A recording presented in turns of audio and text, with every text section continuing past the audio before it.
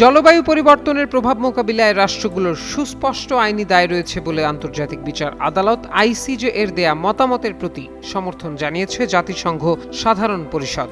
তবে বিশ্বের অন্যতম বৃহৎ ঐতিহাসিক কার্বন নিঃসরণকারী দেশ যুক্তরাষ্ট্র প্রস্তাবটির বিরোধিতা করেছে, যদিও তাদের এই বিরোধিতা ধোপে টেকেনি। বৃহস্পতিবার ব্রিটিশ সংবাদ মাধ্যম দ্য গার্ডিয়ান এ তথ্য জানায়।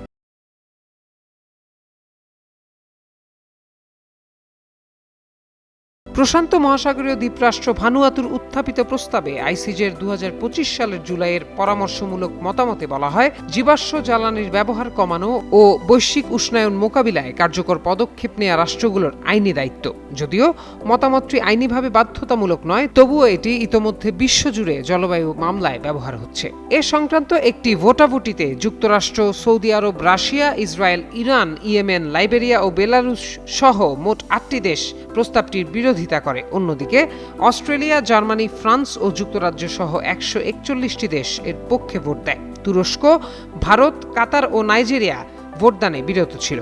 জাতিসংঘ মহাসচিব অ্যান্তোনিও গুতেরেস এক্সে দেয়া এক পোস্টে বলেন, এই প্রস্তাব আন্তর্জাতিক আইন, জলবায়ু ন্যায় বিচার ও জনগণকে ক্রমবর্ধমান জলবায়ু সংকট থেকে রক্ষায় রাষ্ট্রগুলোর দায়িত্বের শক্তিশালী স্বীকৃতি। এদিকে ট্রাম্প প্রশাসন প্যারিস জলবায়ু চুক্তি সহ একাধিক পরিবেশ বিষয়ক চুক্তি থেকে যুক্তরাষ্ট্রকে সরিয়ে নেওয়ার পাশাপাশি জীবাশ্ম জ্বালানি উৎপাদন বৃদ্ধির নীতি গ্রহণ করেছে।